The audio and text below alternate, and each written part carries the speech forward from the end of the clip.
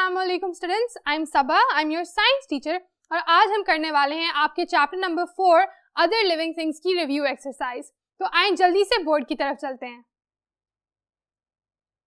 Other living things वो chapter था जो हमने पिछले लेसन में कंप्लीट किया था। अगर आपने वीडियो नहीं देखी तो आपको चाहिए कि आप जाएं और उसको देखें, क्योंकि आज हम उसके काफ़ी इंट्रिकेट यानी कि कॉम्प्लिकेट क्वेश्चन आंसर्स करने वाले हैं। अब इससे पहले कि हम आगे बढ़े, मैं चाहती हूँ कि एक छोटा सा रिकैप हम कर लें कि हमने इस चैप्टर में पढ़ा क्या है, सीखा क्या है। तो पहली बात जो हमने सीखी वो थी प्रोटिस्ट, बैक्टीरिया और फंजाई के बारे में।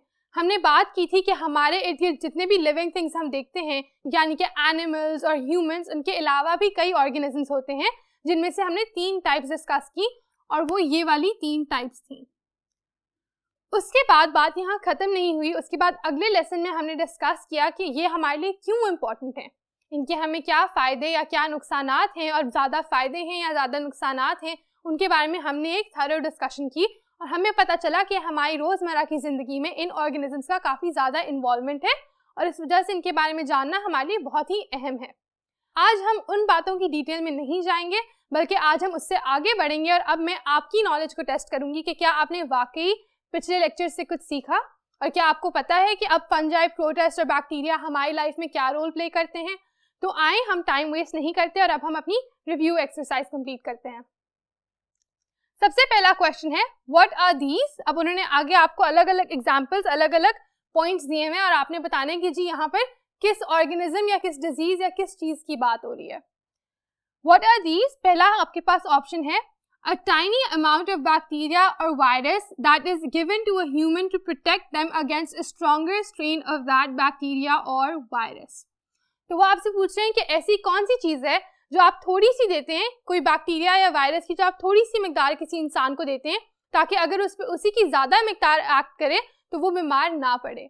अगर आपको याद हो तो हमने एक टर्म पढ़ी थी वैक्सीन की टर्म, और वैक्सीनेशन भी मैंने आपको बताया था कि जी पोलियो के लिए जो वैक्सीनेशन होती है या टाइफाइड के लिए जो वैक्सीनेशन होती है, तो उसका मकसद यही होता है कि आप पहले उस बैक्टीरिया को या उस वायरस को थोड़े से को इंसान को दे देते हो, वो थोड़ा सा बीमार होता है लेकिन उतनी देर में उसकी बॉडी उसके खिलाफ एंटीबॉडीज बना लेती है, और फिर जब बाद में कभी लाइफ में वही बैक्टीरिया या वायरस, यानी अगर पोलियो का बैक्टीरिया या वायरस उस इंसान पे एक्ट करने की कोशिश करता है तो फिर वो इंसान बीमार नहीं होता।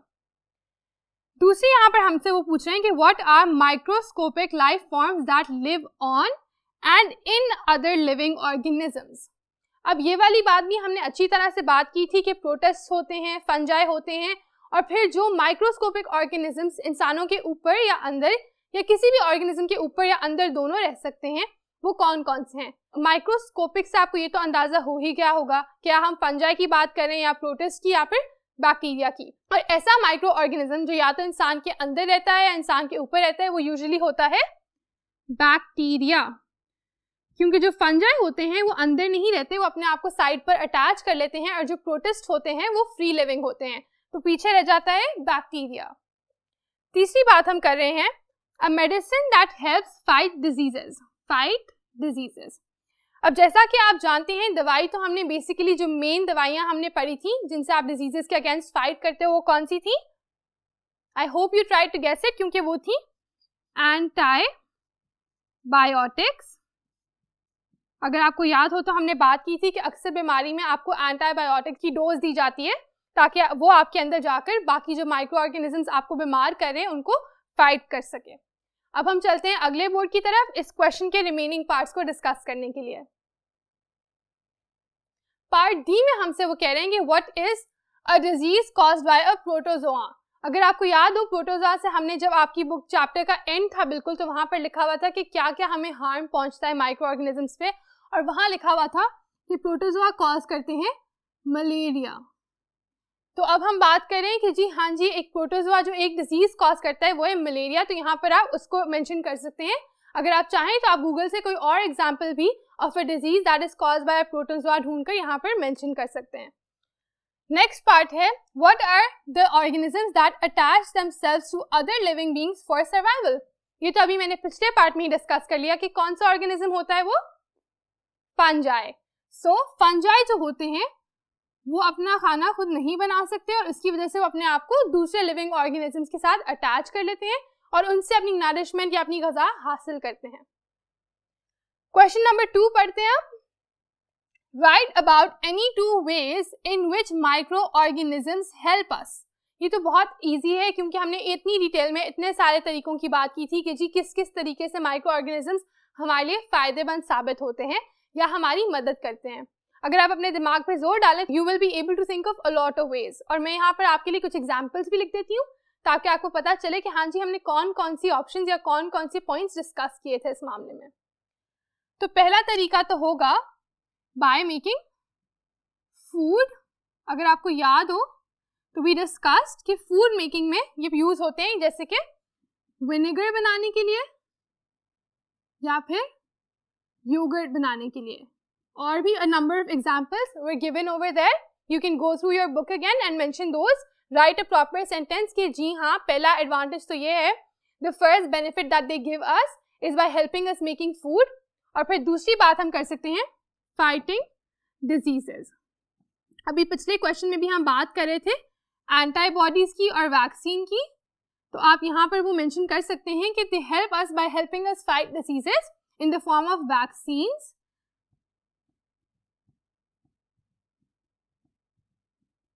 I hope this is clear।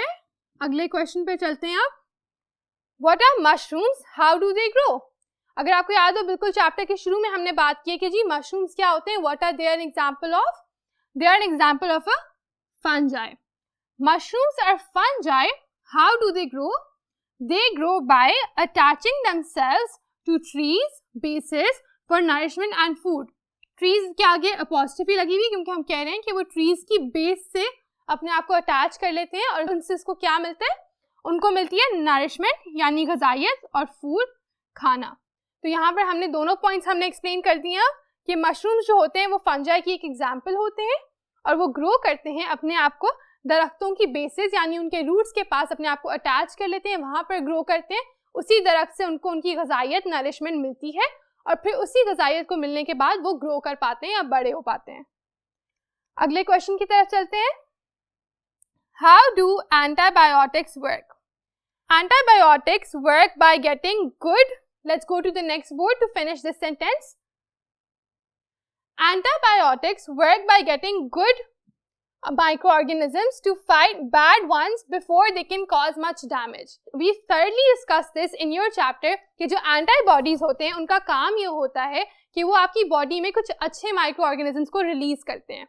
तो जब आप उनको खाते हैं उनके अंदर माइक्रो ऑर्गेनिजम्स प्रेजेंट होते हैं जो आपकी बॉडी में जाते हैं और फिर अगर कोई बीमारी कॉज करने वाला माइक्रो ऑर्गेनिज्म होता है तो वो वाले आपके जो अच्छे माइक्रो ऑर्गेनिजम्स हैं वो उन बैड माइक्रो ऑर्गेनिजम्स पे अटैक कर देते हैं एंड दैट इज हाउ आपका डिजीज जो है वो खत्म हो जाता है, वो वाले माइक्रो ऑर्गेनिजम्स डिस्ट्रॉय हो जाते हैं और ज़्यादा डैमेज आपकी बॉडी में कॉज नहीं कर पाते। तो यहाँ पे हम वही बात कर रहे हैं बिल्कुल वैसे ही कि एंटीबॉडीज जो होती हैं वो गुड माइक्रो ऑर्गेनिजम्स को आपकी बॉडी में भेजती हैं और बैड माइक्रो ऑर्गेनिजम्स को फिर वो वाले नए अच्छे माइक्रो ऑर्गेनिजम्स जो हैं वो फाइट करके उनको निकाल देते हैं। आई होप ये ज़्यादा गुड बैड की कंफ्यूजन नहीं हो रही होगी, लेकिन मैं आपको समझाना यही चाह रही हूँ कि अच्छे माइक्रो ऑर्गेनिजम्स आए और उन्हें बुरे माइक्रो ऑर्गेनिजम्स को निकाल दिया। तो ये काम कौन कर रहे हैं? अच्छे माइक्रो ऑर्गेनिजम्स कहाँ से आ रहे हैं? वो आ रहे हैं हमारी एंटीबायोटिक से। उसके बाद अगली बात ये है, what are protist, how do they survive? अब प्रोटिस्ट क्या होते हैं? Protist are microscopic free living organisms. They have two types, protozoa and algae. यहाँ पर हमने माइक्रोस्कोपिक फ्री लिविंग क्यों लिखा है? क्योंकि अनलाइक बैक्टीरिया एंड फंजाई ये खुद से रहते हैं, ये किसी और के साथ अपने आप को अटैच करके या उसके ऊपर या उसके अंदर नहीं रहते। They are free living, they can live anywhere regardless कि उनके साथ कोई और चीज है कि नहीं है। ठीक है, और फिर हमने उनकी दो टाइप्स की भी बात की है, पहली है प्रोटोजोआ और दूसरी है एल्गे।